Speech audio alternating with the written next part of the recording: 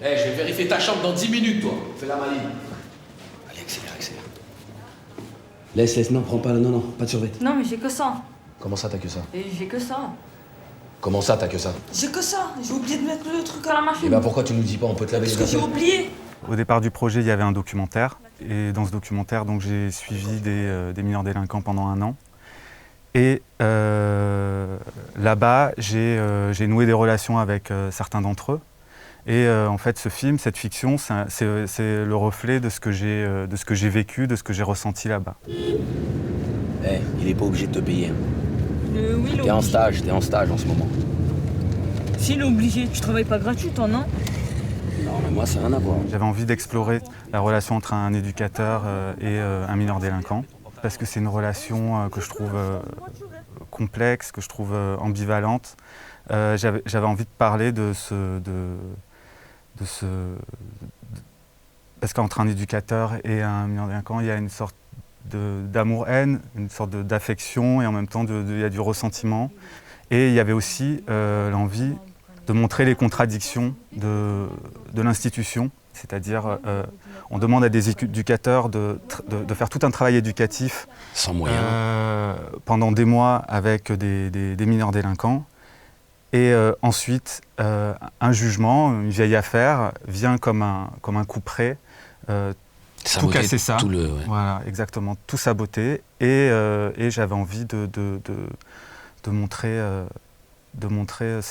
toutes ces contradictions-là. Je sors pas. Comment ça, tu sors pas? Sors pas, la tête. Allez, sors de là. Pas. Sors d'ici, vite. Non, tu as vu comment elle m'a allumé, la procureure? Non, je sors pas. Ça prend du temps de suivre un jeune tout court d'ailleurs, pas besoin qu'il soit délinquant, de le suivre au jour le jour et ça prend vraiment de temps. Et quand on tisse des liens et que comme ça la justice vient tout balayer, c'est l'éducateur qui se retrouve comme un enfant, qui repart dès le départ, qui se demande pourquoi il fait ça, est-ce que ça sert? Mais voilà, c'est son taf et il replonge dedans. Et eux, les enfants, c'est leur destin, ils n'ont pas choisi. Vous avez conscience de la gravité des faits pour lesquels vous comparaissez aujourd'hui devant le tribunal? Oui. On dirait pas. Moi, ce que j'avais envie, c'était d'être au plus près de la vérité, de faire un film vraiment authentique, tourné comme un documentaire, avec des ambitions limites documentaires, même si c'est une fiction.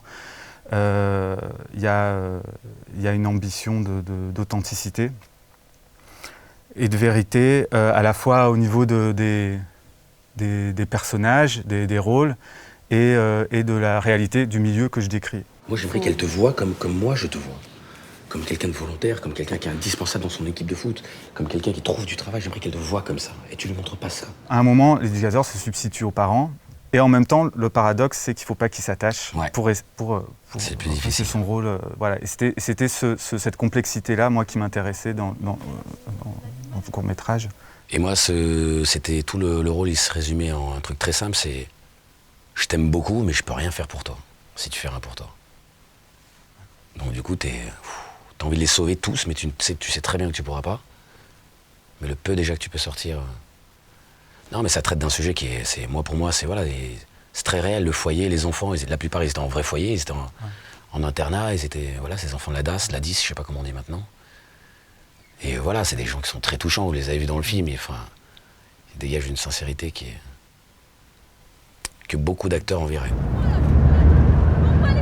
Sabrina, qu'est-ce que tu fais là?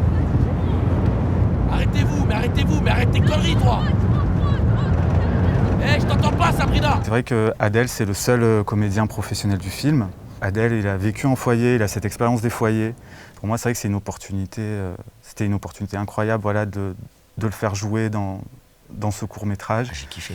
Et ce mélange entre comédien professionnel et comédien non professionnel s'est révélé vraiment très très riche.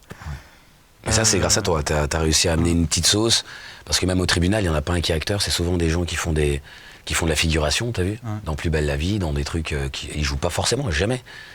Mais ils se sont pris au jeu, on s'est amusé dans le tribunal, et puis après, les parties... Il y en a, ils sont partis, on était là. Même nous, on était bluffés. Hein. La plupart même sont même pas acteurs. Ils sont pas du tout comédiens. Hein. Sabrina, t'es en train de tout niquer. Tout le travail, vraiment, c'est Adèle Je veux dire qu'il a créé aussi dans sa relation avec Médina. Alors ça, c'était très important. Ça a collé C'est-à-dire, tout de suite, ouais. voilà, ça a collé de suite. Et il fallait que le feeling passe pour l'interprétation, pour le jeu. Et je pense que Et elle se retrouve aujourd'hui à être nominée meilleure actrice, meilleur espoir. Elle a eu un prix en Belgique, meilleure actrice. Enfin, c'était pas rien. Il y avait du monde là-bas. ouais. Et voilà, voilà quoi. Ça, c'est vraiment la magie du cinéma. Là, la petite, elle est arrivée de nulle part. Elle était juste magnifique. Sabrina,